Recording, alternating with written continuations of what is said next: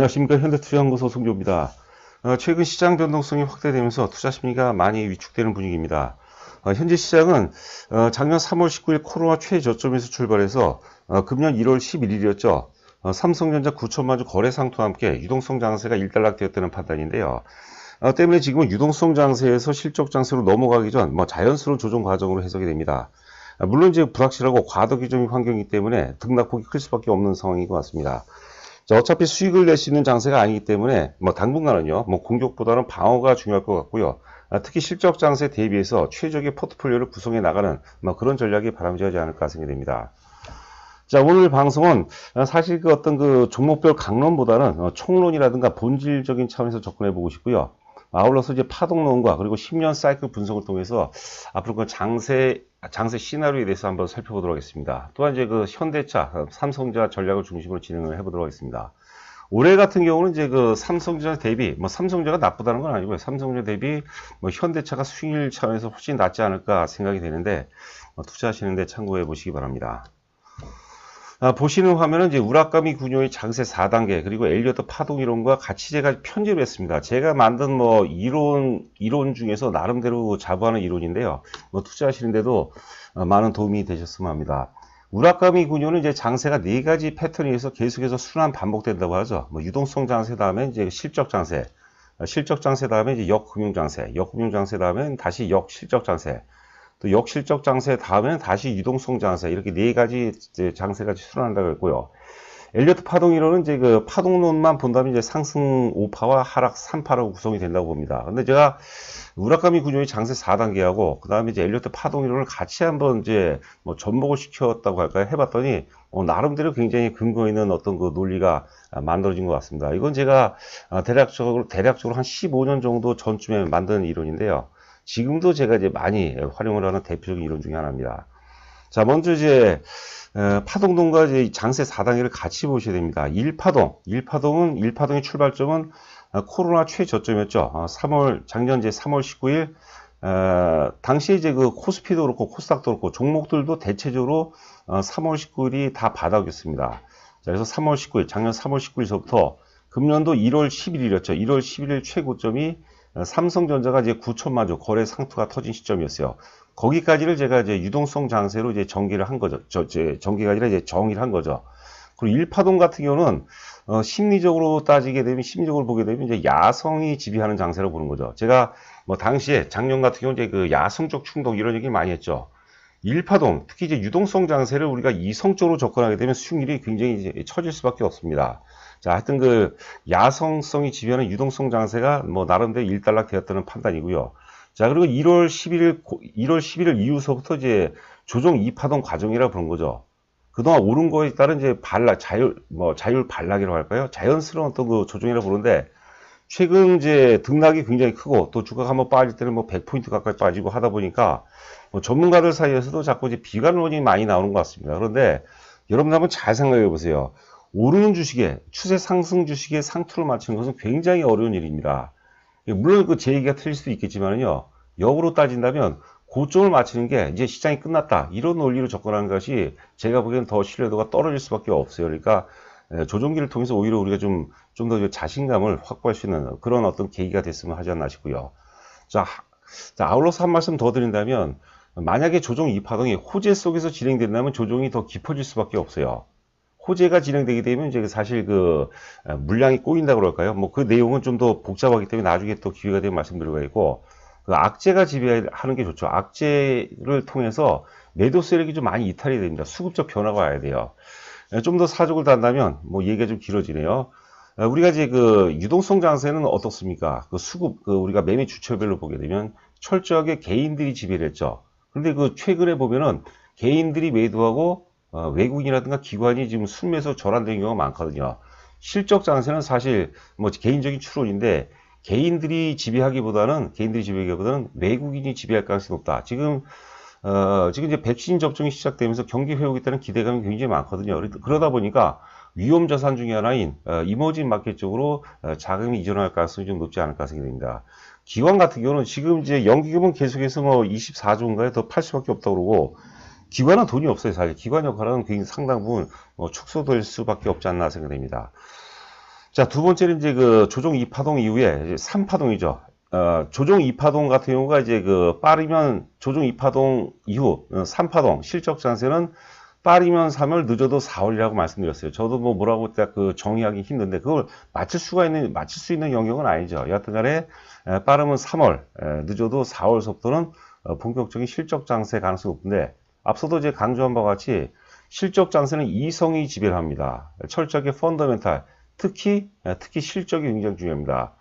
제가 이제 전자에 올해 같은 경우는 그 삼성전자보다 현대차의 수익률로 따지면 현대차가 더 낫다고 그러는데 잠시 우리가 실적을 한번 비교해 보도록 하겠는데 현대차는 이제 올해 전망치가 대략적으로 이제 그 전년 대비 2020년 대비해서 배 이상이 나옵니다. 삼성전자는 대략 한 30% 정도 증가하죠. 그래서 뭐 실적도 그렇지만 수급적 체계도 그렇고 올해 같은 경우는 삼성전자도 좋으나 현대차가 훨씬 더 수익 차원에서 낫다 이렇게 보시면 될 것 같아요. 그래서 특히 올해 실적이 많이 좋아지는 것들을 잘 보셔야 됩니다. 그동안 성장성만으로 진행됐던 것들은 좀 힘들다고 보고요. 특히 이제 우리가 전기차 섹터 중에서 배터리 관련주들은 너무 많이 올라왔어요. 그래서 상당 부분 이격 조정이 좀 불가피하지 않을까 생각되고요. 자, 3파동 실적 장세 이후에 조정 4파동이 또 나오고 조정 4파동 다음에는 마지막 이제 역금융 장세가 이제 그 탄생이 되는데 역금융 장세는 이제 그 탐욕에 의해서 올라갑니다. 그러니까 오히려 어찌 보면 5파동이 가장 짧은 기간에 가장 빨리 올 가능성도 있습니다. 그런데 안타깝게도 5파동 과정 속에서 대상투가 나온다고 보시면 될 것 같아요. 그리고 난 다음에 역금융 장세 다음에 이제 그 역실적 장세가 또 전개가 된다고 이제 보시면 될 것 같고요. 자, 우하단에 보시면 1번 유동성 장세는 이제 3월 19일부터 1월 11일까지였죠. 유동성 장세고, 그다음에 이제 그 실적 장세. 1파동 유동성 장세가 워낙 강했기 때문에 실적 장세는 유동성 장세보다 좀 작을 가능성도 좀 있지 않나 생각이 됩니다. 빠르면 3월, 늦어도 4월서부터 저는 이제 한 6월에서 7월까지 강한 상승세가 보인 다음에 그 다음에 좀 제법 큰 폭의 그러니까 하반기가 되겠죠. 상반기는 오히려 양호하고 하반기에는 뭐 의미 있는 조정이라는 표현은 좀 약간 헷갈릴 것 같고 좀 심각한 조정 얘기하면 또 이제 많이 또 힘들어 하실 것 같은데요. 여하튼간에 하반기에는 좀 많이 조정을 받을 가능성이 높지 않을까 생각됩니다. 역금융 장세 같은 경우는 그때 가서 우리가 또 한번 고민을 해보도록 하겠습니다. 지금은 현재는 이제 조정 2파동 과정이죠. 자, 코스피로 따진다면 제가 2,900포인트 얘기했는데 최악에는 2,008포인트, 2,800포인트까지도 감안을 해보자. 그런 말씀을 또 드린 기억이 납니다.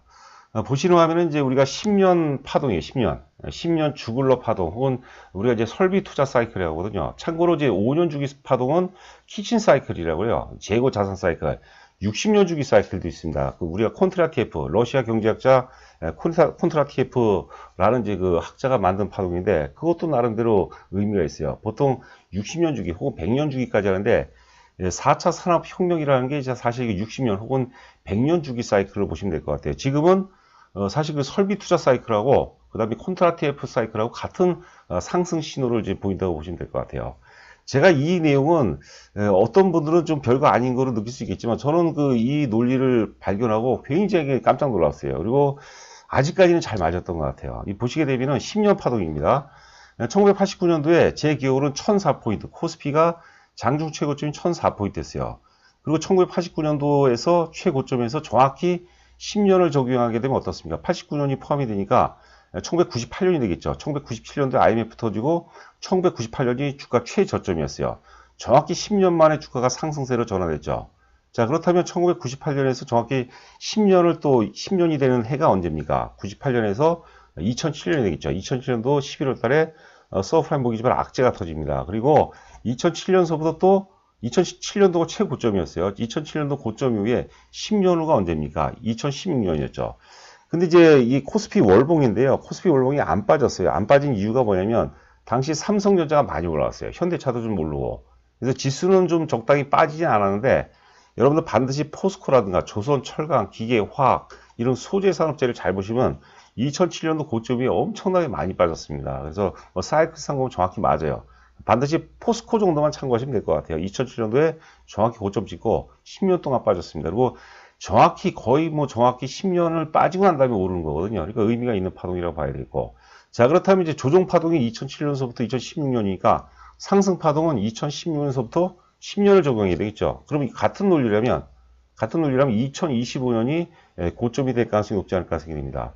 물론 저도 이게 코스피가 아니라 나스닥이라든가 다우를 놓고 보면 사실 저도 굉장히 혼란스럽습니다. 나스닥이 너무 많이 올랐어요. 근데 우리 증시가, 한국 증시가 제가 보기엔 본격적으로 어떤 재평가 플러스 프리미엄 시대가 열리는 그런 과정이 아닌가 생각이 되고요.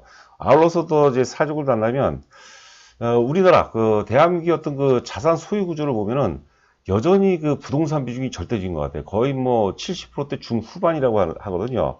이게 이제 반대로 되는 거죠. 금융자산 비중이 한 70% 되고, 근데 부동산 자산이 한 30% 되는 게 정상이고, 이게 선진국형이라고 봐야 되겠거든요. 그런 것들이 좀 변화되는 그런 모습이 아닌가 생각이 되고요. 코로나 이후에 이제 동학개미운동이라고 굉장히 이제 시장에 많이 개입되고 되는데, 물론 이제 부작용도 굉장히 많습니다, 사실. 저 같은 경우도 사실 초보분들한테는 주식을 하지 말라는 얘기를 좀 많이 합니다. 근데 한번 발을 들었으면 또 이게 떼기가 굉장히 힘들거든요. 나름대로 노력을 많이 해야 돼요. 우리가 공부를 많이 하고 수익이 나야 되거든요. 공부를 안 한 상태에서 돈을 벌고 싶은데 공부를 안 하고 날래니까 이 문제가 생기는 거예요. 자기 그릇만큼 사실 그릇만큼 버는 거죠. 그릇만큼 자기 실력만큼. 그게 사실 뭐 자연의 법칙이죠. 그래서 길게 보면 저는 2025년까지 나름대로 상승 기조가 이어진다고 보겠고요. 한국이 앞서도 말씀드린 바와 같이 뭐 남북 관계도 그 과정 안에서는 굉장히 좋아질 것 같아요. 뭐 통일까지는 아니더라도 뭐 경협 정도는 뭐 충분히 가능하지 않을까 그런 생각을 해봅니다. 그것과 이제 남북 관계하고 접목이 되면 충분히 2025년까지 뭐 강세 기조는 이어질 가능성이 높지 않을까 생각이 됩니다.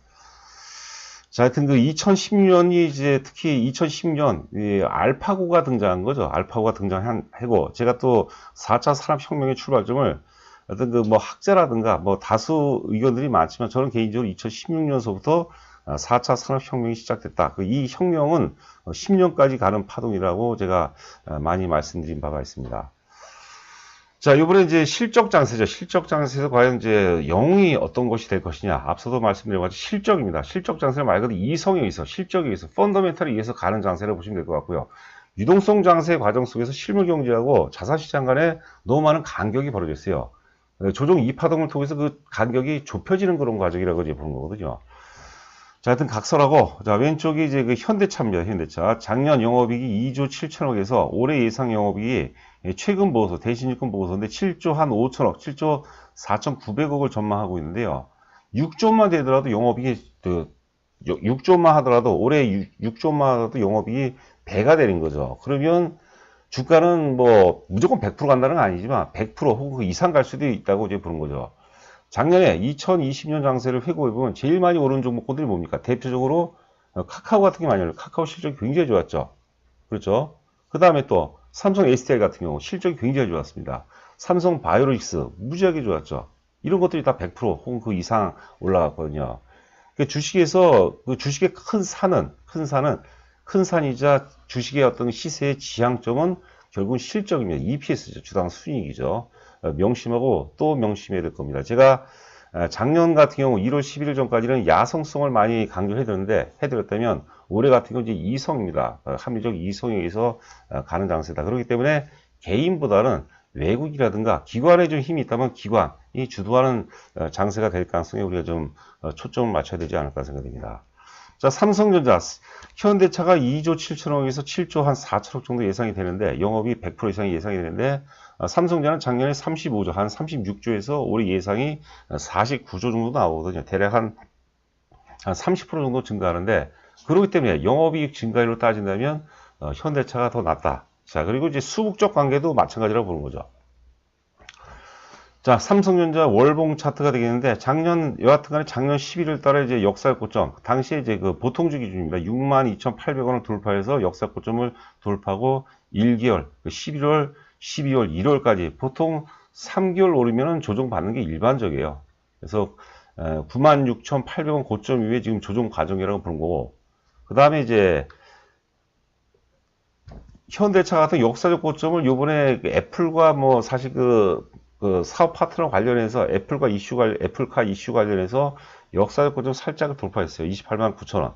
과거 2012년도 최고점이 27만 원이었거든요. 여튼간에 살짝 돌파했다는 것은 굉장히 의미가 있는데 요번에 이제 같이 실적 장세, 상승 3파동이 전개가 된다면 현대차 같은 신고가 돌파 프리미엄이 적용이 되죠. 앞서 우리가 삼성전자 월봉 차트 봤죠. 작년 11월 달에 역사의 고점을 돌파하면서 굉장히 강하게 갔거든요. 저는 현대차 역시도 역사 신고가 돌파 프리미엄도 작용이 된다고 보는 거죠. 자, 그리고 이제 일봉 차트 한번 보도록 할까요? 제가 이런 오전에 캡처를 잡은 거라서 삼성전자 한때 한 3%대까지 상승했었고, 현대차가 이제 한 4%대까지 상승했었는데 그런 것도 이제 의미는 없고요. 여하튼 간에 흐름은 거의 비슷해요. 그런데 가만히 보시면은 위에 삼성전자는 역사 고점을 작년 11월 달에 돌파를 해서 지금 많이 올랐고, 현대차 같은 경우는 이제 그 애플카 이슈 관련해서 사실 엄격히 따지면 이틀 오는 거지, 이틀. 물론 이틀이 좀 많이 오르긴 했지만은, 그렇기 때문에 우리가 어떤 그 뭐라 할까요? 수급의 어떤 그 동구간, 요 같은 구간입니다. 9월서부터 같은 구간인데, 작년 9월서부터 요 구간을 통해서 봤을 때는, 구간을 통해 어떤 그 시세 생로병사 과정을 봤을 때는 현대차가 삼성전자 대비해서 훨씬 더 젊죠. 물론 이제 이렇게 얘기하면 자꾸 삼성전자를 비중이 높으신 분들한테는 좀 그 듣기 싫은 소리일 수도 있겠지만은 제가 이제 강조한 것처럼 삼성전자 절대 나쁘다는 게 아니에요. 제가 보기에는 삼성전자가 이번에 실적 장세들은 맥시멈 한 15만 원 정도까지는 가능합니다. 15만 원. 뭐 20만 원까지는 제가 모르겠지만 15만 원 가능성이 있고요. 현대차가 50만 원 돌파 가능성은 저는 충분히 있다고 보거든요. 현대차가. 그래서 저희 역시도 저희 회원분들은 아시죠? 저희가 이제 뭐 삼성전자하고 현대차하고 비중을 보면 과거에는 이제 그 삼성의 비중이 월등히 더 높았는데 지금은 차이가 좀 있죠. 그런 이유입니다. 물론 그 제 얘기가 틀릴 수도 있는데 하여튼 그 전후 사정 제가 여태까지 또 말씀드린 논리에 근거해서 본다면은 뭐 충분히 타당성이 있지 않을까 생각됩니다. 지금 1월 11일 고점 이후에 지금 많이 빠지고 있어요. 지금 1월 11일, 2월 11일, 3월 11일 2개월째 지금 빠지고 있는데 언제 튈지는 누구도 모릅니다. 조정은 지루한 거예요. 제가 이제 누차 말씀드리지만 시세 원리가 3일 상승을 100일 하락이라는 얘기가 있어요. 오를 때는 단방에 올라버리는데 조정받을 때는 장기가 지루하게 받거든요. 언제 튈지 모르죠. 그러니까 제일 좋은 것은 조금 물려있다. 이런 관점이 뭐 가장 바람직하지 않을까 생각됩니다. 특히 이제 현대차 같은 경우는 지난 작년 10월 20일 날이죠. 2조 1천억에 달하는 그 충당금 악재라는 그런 대단히 커다란, 나름의 대단히 커다란 악재도 극복했고, 요번에 이제 애플과 결렬이라는 그런 악재도 견뎌냈기 때문에 수급적으로도 훨씬 좋고요. 삼성전자는 사실 SK 하이닉스 같은 역사의 고점을 살짝이라마 뭐 돌파했는데, 삼성전자 지금 조정 과정을 1월 11일 이후 현재까지 조정 과정을 보면, 대체적으로 다 호재가 지배했어요, 호재 속에서 상대적으로 못 올랐거든요. 그러니까 수급 체계를 본다면, 현대차는 악재 속에서도 강한 하방 경주 유지해줬고, 현대차는 하방 경주 유지를 해줬는데 이게 호재 속에서 유지를 해줬다. 무슨 의미인지 뭐 이해가 좀 가실 겁니다. 자, 그 정도 선으로 보시고 내일 같은 경우 이제 카카오하고 이제 특별한 상황이 아니고서는 카카오하고 빅히트에 대해서 이제 방송 예정이니까 참고하시기 바라고요. 자, 그 현대투자 VIP 회원 모집 관련해서는 최근에 의외로 장이 어려운데 가입들이 그래도 좀 많이 되는 것 같아요. 좀 혼자 하시는 게 너무 힘든 것 같아갖고. 사실 그 똑같은 삼성전자, 현대차, 뭐 빅히트라든가 뭐 카카오 혼자 매매하기도 스트레스 굉장히 많이 받습니다. 물론 저희하고 함께 한다고 무조건 좋아지는 건 아닌데 그래도 좀 그 뭐라 할까요? 힘들 때 상당히 좀 위안이 되고 좀 위기 때 개인적인 어떤 그 감정들 좀 주식 투자하는데 안 좋은 감정들 있잖아. 그런 부분들은 저희를 통해서 좀 제거가 될 수 있지 않을까 생각합니다. 자, 제가 지금 목이 좀 안 좋은 상태 때 빨리 좀 회복을 해서 좋은 방송으로도 여러분들 찾아뵙도록 하겠고요. 하여튼 가입 금액, 그 다음에 정보 제공 내용은 다한 것 같습니다. 입금하시고 저한테 문자로 본인 전화 보내주시면은 제가 동시효과 전에 아침에 인사 말씀 먼저 드리고 자세하게 지금 현재 기준으로 최적의 포트폴리오에 대해서 설명을 드리도록 하겠습니다. 자, 저는 또 내일 찾아뵙도록 하겠습니다. 감사합니다.